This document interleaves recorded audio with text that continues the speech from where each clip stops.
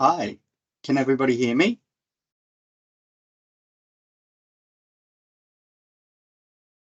Perfect. Sorry, I thought I was on mute. So thank you for joining me today. S- Um, so we're going to talk about connected care or connecting care. And the reason for this webinar is we often find that all of these new solutions, all of these ideas don't work together. So as we know, the Australian healthcare system is regarded as,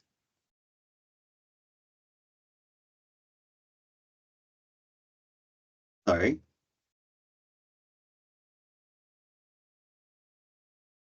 So let's start this webinar with our acknowledgement of country. Gippsland PHN acknowledges the Aboriginal and/or Torres Strait Islander peoples as the traditional custodians of country across the Gippsland and Victorian region. We acknowledge the Aboriginal and/or Torres Strait Islanders peoples' continuing connection to land, water, and community. We pay our respects to Aboriginal and Torres Strait Islander peoples, cultures, and their elders past and present. Sorry about that. I'm bit disconnected myself.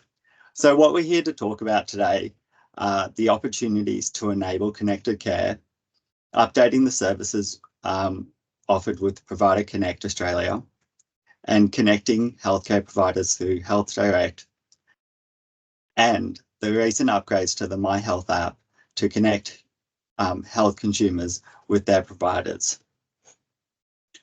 So as I started with, we all view these multiple new systems as increasing workload.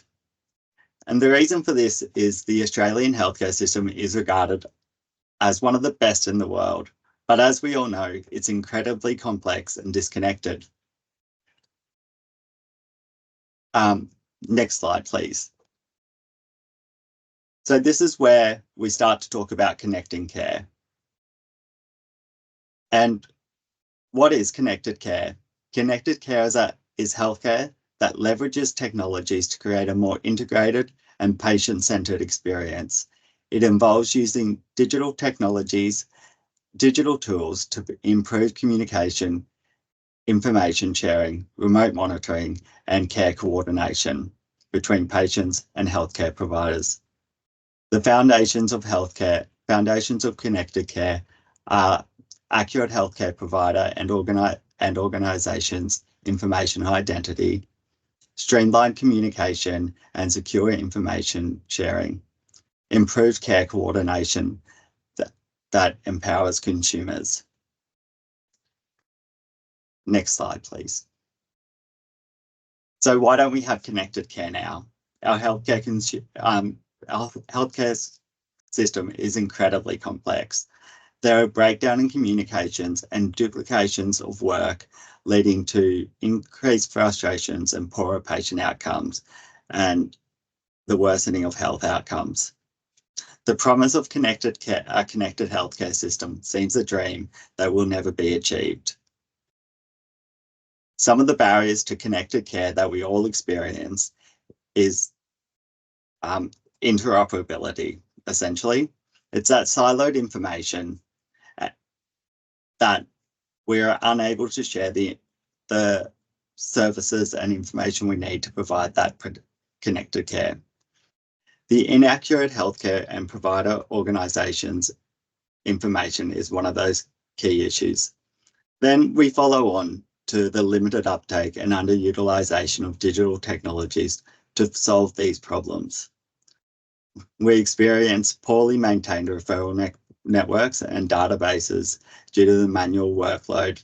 This is one of the main preventers for sharing that information. And then there's the increased costs and workload of implementing new digital technologies that are promised as a solution to providing connected care. The breakdown in communications in care teams is a continual problem due to the lack of uptake. And finally, other barriers to the digital literacy of healthcare consumers and providers. We perceive these solutions as gaps or as issues in equity, or as healthcare consumers are in the equitability breakdown between healthcare consumers' ability to access digital resources. Next slide, please. So how are we going to achieve this connected care system? Recently, at the start of this year, the Australian Digital Health Agency released their National Interoperability Plan. In there are some overarching long-term goals that are being done in the background. However, but at the moment, as a healthcare provider, there's a lot of excitement about these new and exciting technologies. We want to embrace the new technologies like AI to solve all of the problems experienced in the healthcare system. However, we are not there yet. The reason for this is that the healthcare system has very rocky foundations. So the Department of Health and the Australian Digital Health Agency recognise that we actually need to focus on fixing those foundations before embracing new technologies. Today, we'll look at some of the foundational work that's been done and some immediate impact that those solutions will have to enable us to provide a more connected care system. So we need to look at what is being done by the agency, but what actually we need to do in order to achieve interoperable systems. So some of the key issues were identity. So we're not able to identify healthcare providers, the organisations, and connect those to the consumers. So that's where we spoke about last time about our healthcare identifier service, and the agency is strengthening that service and expanding it. The breakdown there is that healthcare providers are not updating their information, and this creates a problem with our health services directory. We're not able to find the right information needed to provide that care. And then this causes the breakdown to enable information to be shared. So there are a few solutions in place to increase or optimize information sharing, which is secure messaging, My Health Record, and having access to the health information empowers consumers. And these are the My Health app and Healthdirect. Next slide, please. So what does the research show? And what we know? Continuity of care leads to great healthcare consumers perceive continuity of care leading to the greatest levels of satisfaction and engagement. Cost is a barrier to accessing primary care and delayed treatment. Most healthcare consumers are comfortable with seeing any GP at their regular practice. We know that they are unfortunately unable to find services when they need it. There are barriers to accessing care, transportation being one of the main ones. And 56% report inconvenience and difficulty in booking appointments when they need them. One of the key issues is the phone not being answered. And interestingly, they actually prefer to book online. Patients view physical accessibility to service as one of the lowest priorities. And 85% of bulk billing patients would switch practice if they're unable to access bulk billing appointments. So what does that mean? what does that mean to a healthcare consumer? Imagine if they were able to conveniently book online at their own convenience and access the available appointments on the same day. And if as a healthcare organisation, you could provide them as bulk billed and enable solutions such as telehealth so they can remove those barriers to access. So what does the research show? Next slide, please. So what does the research show from a provider's perspective? Interestingly, the majority of subacute presentations to emergency departments occur during 10 a.m. and 1 p.m. Sorry, excuse me, my dog is just trying to escape the room. My apologies. 16% of GP appointments result in a referral. Majority of those referrals go to medical specialists, and the remainder go to allied health services. However, due to this information breakdown, we're often unsure if the referral's been received or if the person you're referring to still works at that organisation. There are increasing reduction rates of bulk billing appointments due to the financially increasing costs of providing care. What I found quite interesting in going down this, in researching and preparing for this webinar, is that mixed billing only marginally increases the financial viability of practices. The reason for this is that those bulk billing patients end up going to another service, and then there's a breakdown in continuity of care. Interestingly, as a result of this, more consumers are having to ask their healthcare providers about how much a service costs.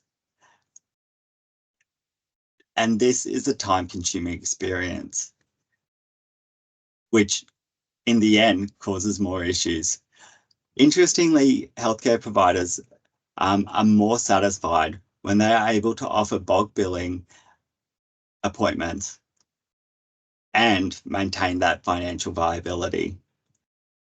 The rising administrative costs negatively impact general practice financial viability. This is because of the workload in of reception staff having to book appointments manually or find that information to refer to. As a result of the inconvenient systems and those barriers for healthcare consumers accessing care, there are increasing rates of non-attendance and unfilled appointments. And often healthcare consumers put off those appointments due to financial reasons. So I reflected on my own experience when I was working in emergency when preparing this as well. In emergency, every morning, the receptionist would call around to all the general practices in the area to find out which practices had available appointments. As I mentioned before, the majority of subacute presentation to emergency departments occur between 10 and 1 p.m. This is in the normal operating hours of most practices. So we have those non-attendance, increasing rates of non-attendance and unfilled appointments. What is the number of those appointments available? So the research shows 78% of general practices have same-day appointments, which is a lot more than what I expected. And then for existing patients, that is. What about for those who are not existing? So 47% have same-day appointments for new patients, 57% have available appointments within 48 hours, 60% have available appointments within 3 days, and 70% in that 10 to 15 day mark. So this is associated with the financial loss on average or more of $120,000 per year for a practice. This is where it's impacting our financial viability as well. Healthcare consumers want to be able to access their care, but they're also happy to wait for that continuity of care with their regular GP or any GP at that same practice. So if we're able to provide appointments to patients in the next 48 hours, 24 hours, same day, it can actually lead to that continuity of care being achieved and potentially decreasing those unnecessary attendance or subacute attendances to emergency departments, which is what the health consumer wants. And for those same day appointments, the perception that the patient is unable to come in is one of the key issues. We need to look at embracing solutions such as telehealth, where a healthcare consumer could even book an appointment 10 minutes in advance, and you could have that face-to-face appointment for that continuity of care. Next slide, please. The other issue is maintaining your health service directories and referral pathways. As I mentioned before, 60% of referrals occur to specialist appointments, and the remaining 40% occur to allied health. So as we all know, there's a breakdown in information. There's incorrect information available about their services that we provide. And the reason for this is it's an incredibly manual and time-consuming process. There are constant changes in the services that we provide, and we often forget to share that information across the organisation. The research shows as well that GPs are expanding or diversifying the services they offer. And often it's not known that these services are available. So organisations often fall through the cracks for services they provide, and consumers are unable to access them. We have inaccurate, unreliable information in our service directories that is out of date. Phone numbers change, people leave that organisation. We're not able to provide that referral point. And referrals to other specialists and other organisations are generally relationship-based or based on local knowledge. So if we're having new practitioners join our organisation, they're not aware of what services are available. So we rely on those referral network directories. However, that's a manual process to maintain, and we are unable to actually know if the referral is being received and that communication loop is closed. The consequences of this is we're unable to find the right services, and nor is the patient. Next slide, please. So what are the solutions now available now? Majority of practices have online booking systems available. 82% of providers recognise significant opportunities to implement or better utilise digital systems for automation. So some of these solutions that are either free or in use are a new program called Provider Connect Australia. This is integrated into the Healthcare Identifier service. It acts as that single source of single location to update information. It can maintain service directories in your organisations and reduce administrative workloads. Online booking systems.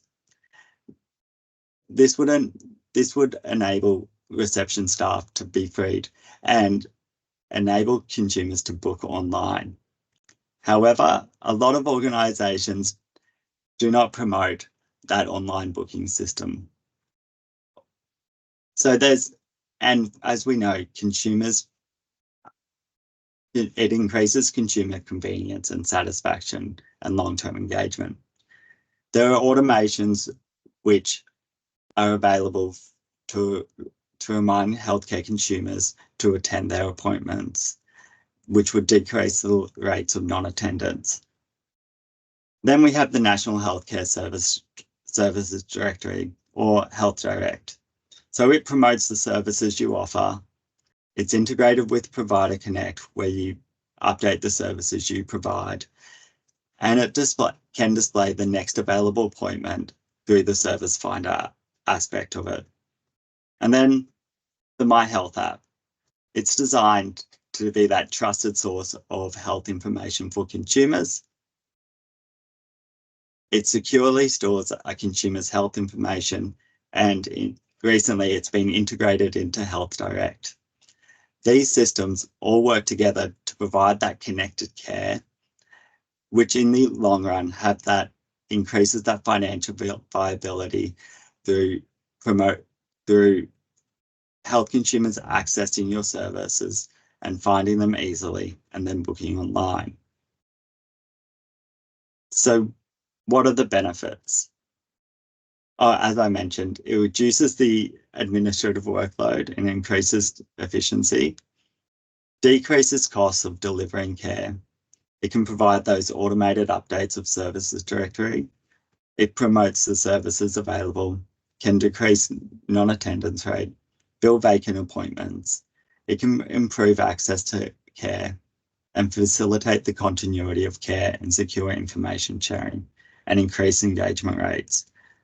These benefits benefit not only the consumer, but also the business aspect of providing care, and to be enable that continuity and coordinated care.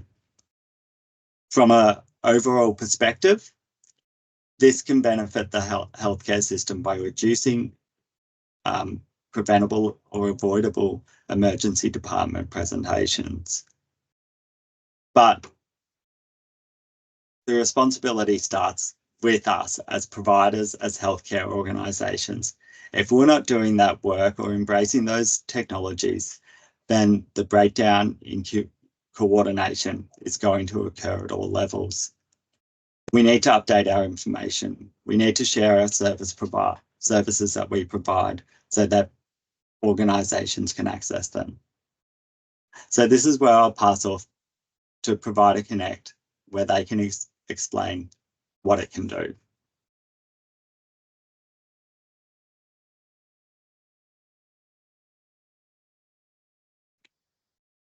Thanks, Ben. Can everybody see me and hear me, I hope? Excellent, got some thumbs up, that's great. Okay, hello everybody. My name's Joe Waddell. I'm a project manager with the Australian Digital Health Agency. I don't often give presentations on Provider Connect Australia, so hopefully everyone can go light on me, but I'll try and do my best today. So if we could just go to the next slide, please. Okay, so what is Provider Connect Australia? So it's an initiative of the Australian Digital Health Agency, commonly referred to as PCA. Most of the time you'll hear people referring to it as PCA, but its full name is Provider Connect Australia. It's designed to connect providers with their business partners and streamline registration and ongoing updates. Its main purpose is to maintain a single source of truth for healthcare provider details. Very important to note that PCA is an administrative tool. So it's largely there to, I suppose, remove some of the cumbersome paperwork filling out and ensuring that the users are able to provide updates to their details in real time. If we could jump to the next slide, please.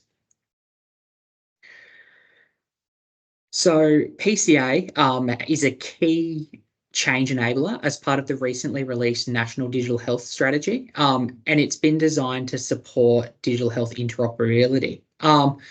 So if we've got interoperability, it supports safe, secure and efficient quality care.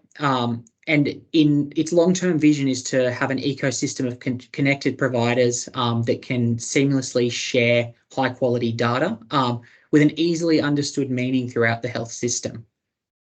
The next slide, please. So challenges for healthcare providers. So as a provider, there's a lot of details that I suppose you need to maintain across across a lot of business partners.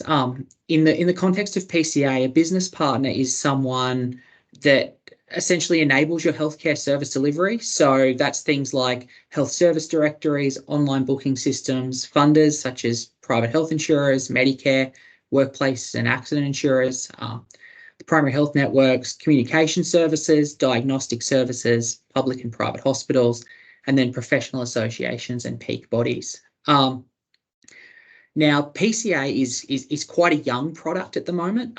It went through a stage during COVID where it was the clinical vaccine finder, and it's now moved into, when I say public release, I mean for all providers to access, and that was in June of last year, so relatively young. And so at the moment, we're really in an uptake kind of phase where we're trying to get as many healthcare providers registered as possible, and also as many business partners registered as possible. If we can jump to the next slide. So how PCA works, you'll see on the left-hand side, so we've got our healthcare provider organisations. So that's primary care, allied health, pharmacy, specialists, hospitals and jurisdictions. You can see in the middle there we've got PCA, which I'll get to in a moment. But then on the right-hand side, we've got our business partners. So that's the National Health Service Directory, specialised directories, eHealth New South Wales, secure messaging, our primary health networks, booking services, private health insurers. I note that it does say Services Australia there at the moment. So Services Australia aren't a business partner as of yet, but future state, we hope that they will be. And that's something that we're currently working towards. You can see then that the business partners, that information can filter down to consumers using the NHSD as an example, and other healthcare provider organisations such as yourself. So you'd be able to jump on the NHSD, have a look at some, search for a practice, for example, find them, and you'd be able to see their details in real time.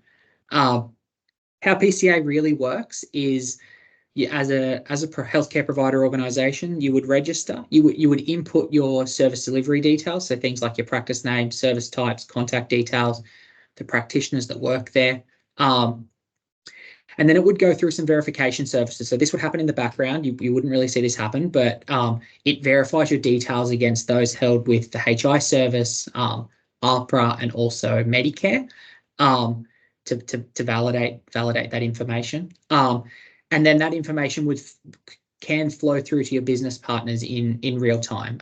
If we use the NHSD as an example, it's a matter of a few hours before those details would reflect on the NHSD. So if you, as a healthcare providing organisation, you updated your phone number, for example, you could log on to PCA, update your phone number in PCA, and any of your linked business partners would receive those updates.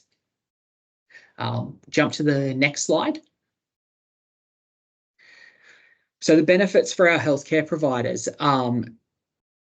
Ideally, we'll reduce duplication with less forms to complete and all business partners receiving the same information, saving time, so reducing the amount of follow-up, redirecting messages and information that's received in error, streamlining processes. So PCA actually supports the automatic pre-filling of business partner registration forms. So from the business partner side, when they register, they're able to use PCA to essentially download some of that information into forms, and then it reduces the need for the user to fill those in. So whilst I note that Services Australia isn't a business partner currently, if we thought about, for example, future state, one of their banking details forms, so their HW027 form, the future vision is that it will pre-populate that form with the information and you'll be able to submit that straight to Medicare.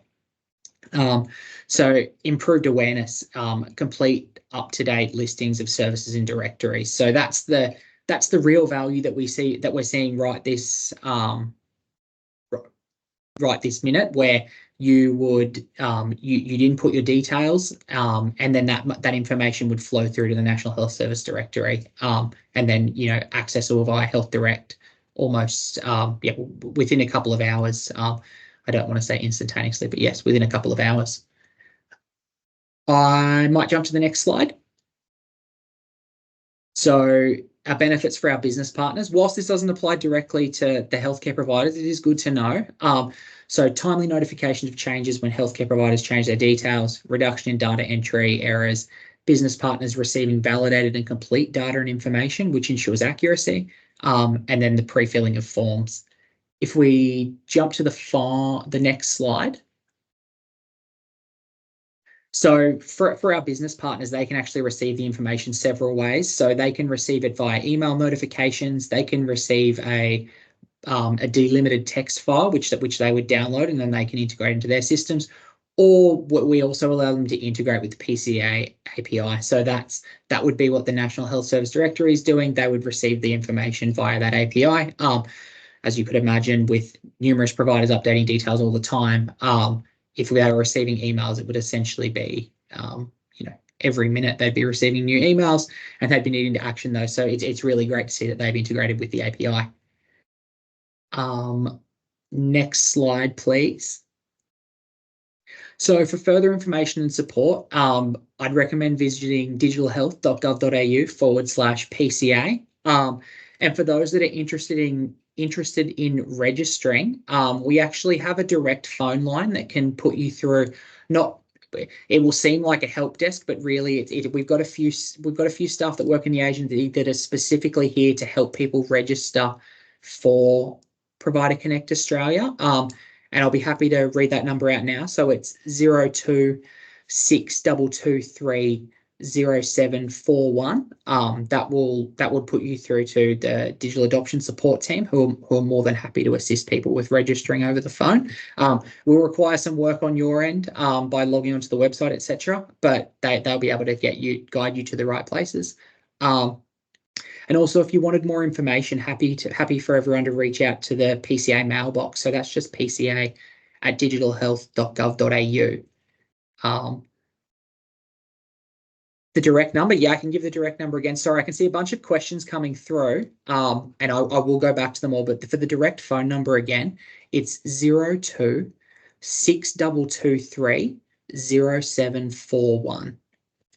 And I'll actually pop that in the chat as well.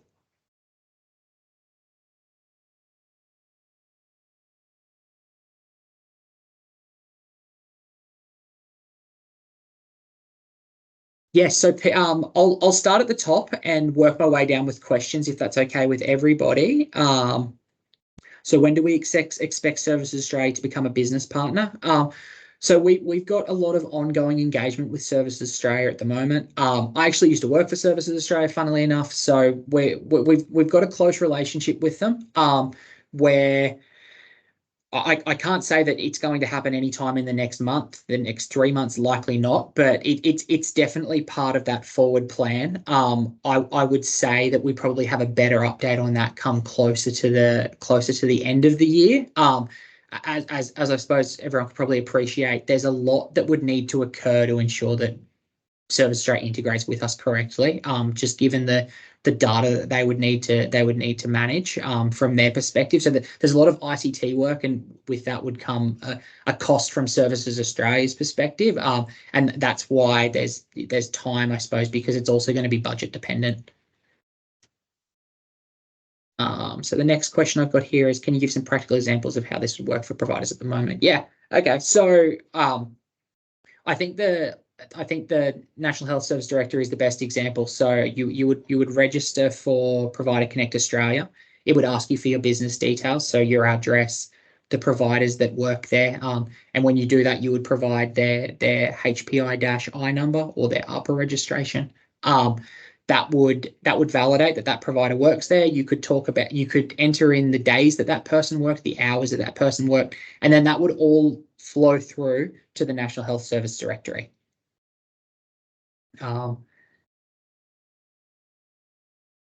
That's Ben. So yeah, so what we've currently got, and this is available on the PCA component of the digital health website, so the digitalhealth.gov.au/PCA. We currently have 36 business partners registered.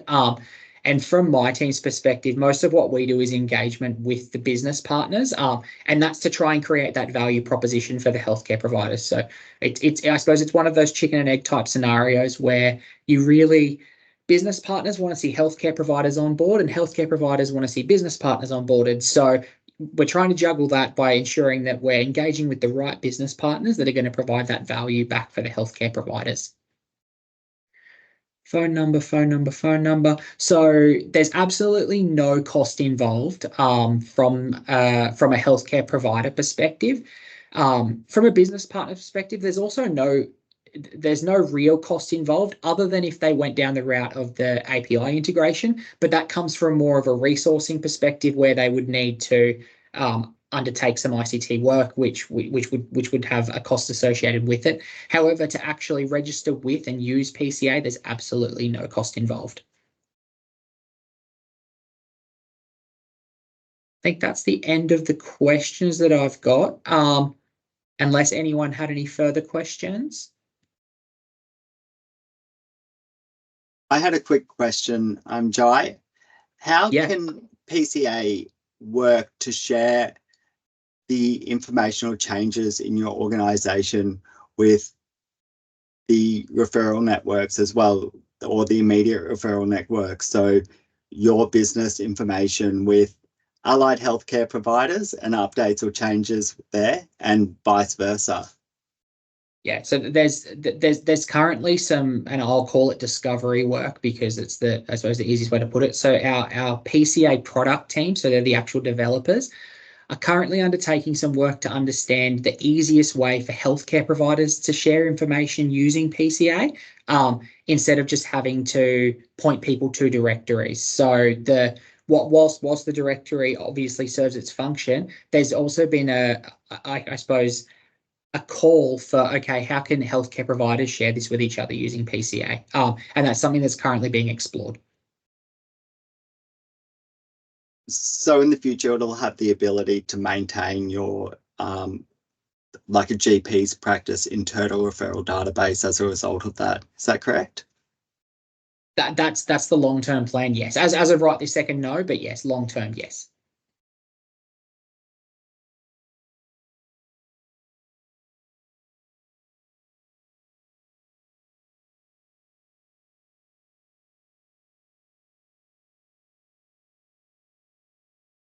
Okay, I think that's it for sorry, Ben, you go. If there's no other questions, we will hand over to Teresa to talk about the National Health Services Directory. Thanks, everyone.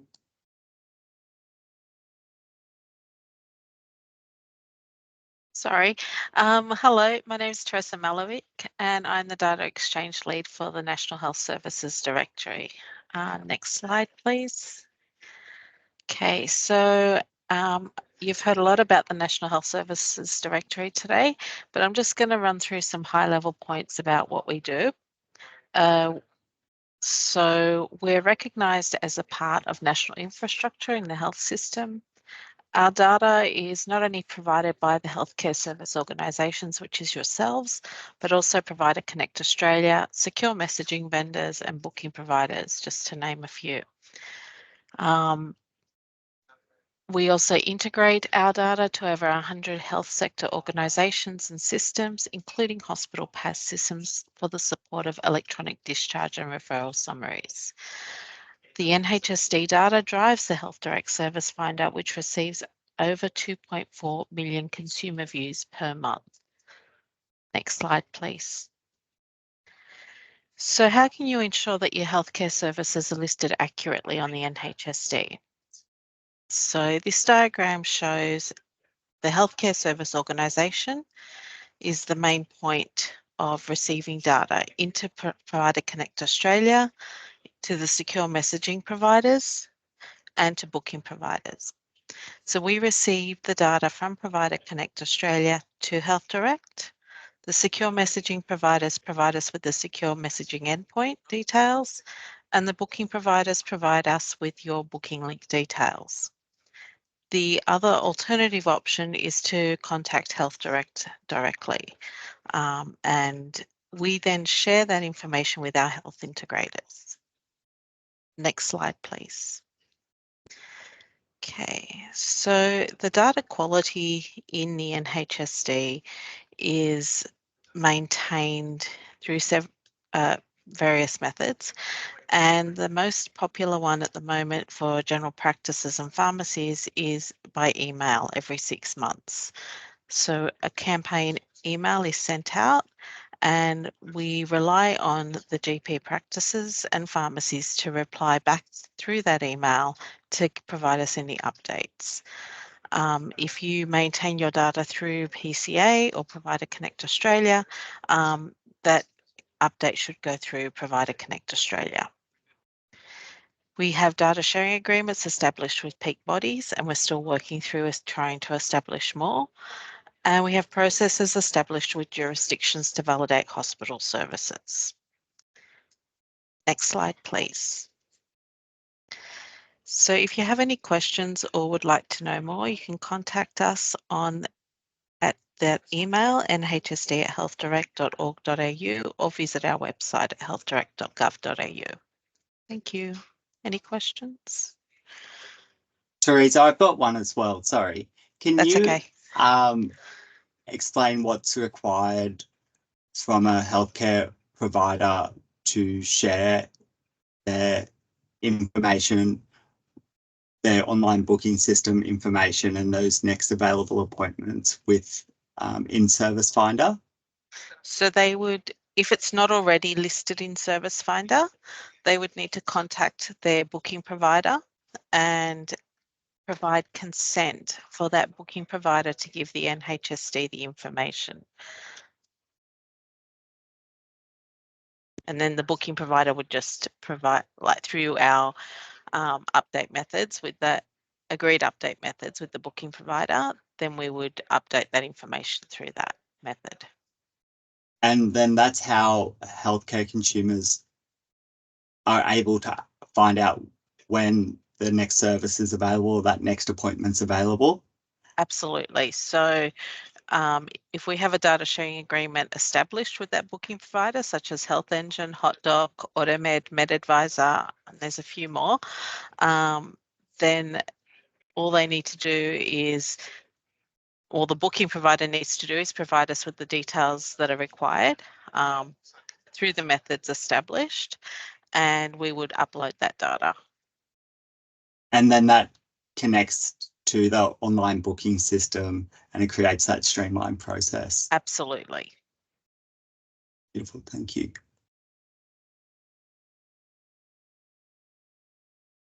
Anyone else? Okay, so if there's not already a data sharing agreement with the booking provider, we would work in contacting that booking provider and establishing a data sharing agreement.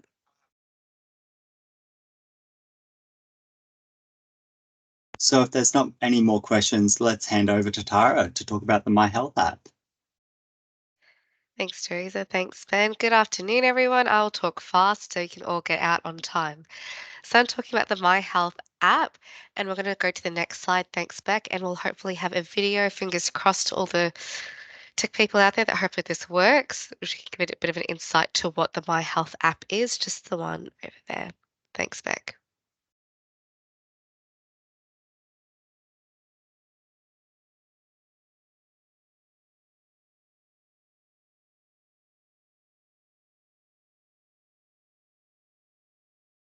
I might just do a check-in. Is everyone able to hear the video?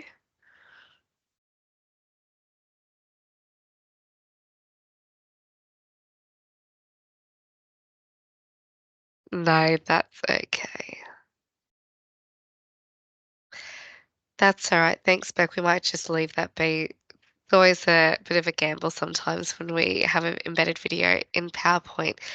We can move on to the next slide. That's fine. Thanks, Beck. So I will just give a quick overview of what not my Medicare, the My Health app is. You can see what's on my mind. So with the My Health app, it really just puts the patient's information in their palm of their hand. So that also connects to the My Health record. So that lets patients actually have the app on their smartphone, and they can view their medical history, their recent results, if they've been discharged, certain things actually come up on their My Health record, and they can actually check that for themselves. Next slide, thanks. So for patients, for them to be seeing, especially if they're a complex patient, that their My Health app, their My Health record, will actually be a source of truth for them. There's a symptom checker. They can check their medications when they've had their last immunisations. A good example would be if they've had their COVID vaccinations, if they've had their Pfizer and they're due for a booster. They can see when they've had those vaccinations underneath the vaccine section under the My Health app. Next slide, please. And they can also find health services. So this just continues on with that conversation of managing those same-day appointments. You can actually do that also through the My Health app, through finding those health services. So you can look for that through the app, but not all of them are actually on the app as yet, as it is still a new system. So you can book in certain systems, but not all of them. Next slide, please. So just going over some of the benefits of the My Health app, it's just, it's easy to use. It's actually quite user-friendly. It's not hard on the eyes, which is nice. And it's consumer-driven, which means that the meaningful use of My Health record, and again, saying that patients having their health record in the palm of their hands. And it's pretty quick turnaround times for when the information is uploaded to the My Health app, that patients can actually see that fairly quickly. So for the access to health information provides consumers an opportunity to actively participate in their care and make informed decisions for what's coming up next. And like I mentioned, there's those up-to-date COVID vaccination statuses. So yeah, here we have better information will allow people to better participate in their own health and for their loved ones as well, especially if you have a family member, say in an aged care home and you're their medical power of attorney, you can actually have their medical information in the palm of your hand if you've been given that authorization. Next slide, please. So just some information on how you can actually download the app. So if you have your phones, you can always scan the QR code and actually download it onto your phone and have a bit of a play around and let your other staff members know in your practices, let your patients know that this is something that's that they can actually use to see their own health information, as it is quite a useful tool. Next slide, please. I think I've just got to double up. Excuse me. Sorry, you can go to the next one. Thanks, Beck.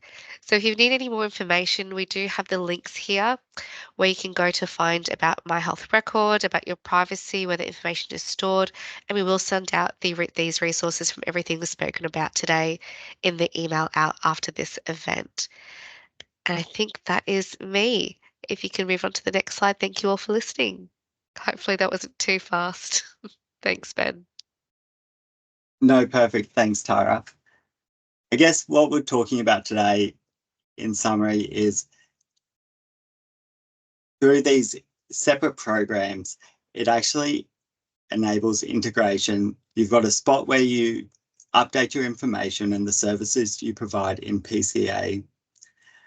Healthdirect and the National Health Services Directory hold that information and share it with the consumers and other healthcare organisations, secure messaging providers, etc.